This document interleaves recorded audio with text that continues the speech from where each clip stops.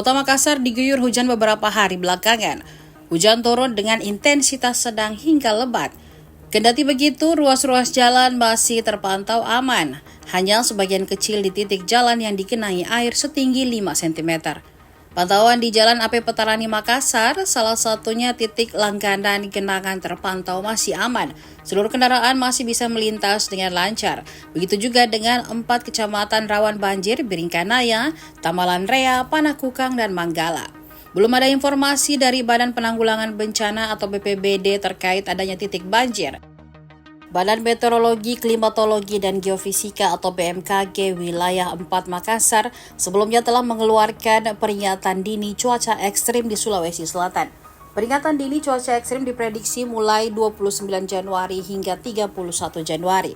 Terbaru BMKG Wilayah IV Makassar kembali mengeluarkan peringatan dini cuaca buruk yang diprediksi berlangsung hingga 2 Februari 2025. Kepala BMKG Wilayah IV Makassar Irwan Slamet menyampaikan ada peningkatan curah hujan hingga 2 Februari mendatang. Hampir seluruh daerah mengalami cuaca ekstrim, mulai dari Luwu Utara, Luwu Timur, Luwu, Tanah Toraja, Toraja Utara, Pangkep, Maros, Makassar, Goa, Takalar, Palopo, Sinjai, dan Bulukumba. Hujan dengan intensitas sedang hingga sedang lebat itu dapat disertai kilat dan petir. Masyarakat juga diminta untuk berhati-hati saat beraktivitas di luar ruangan sebab potensi angin kencang juga diperkirakan terjadi.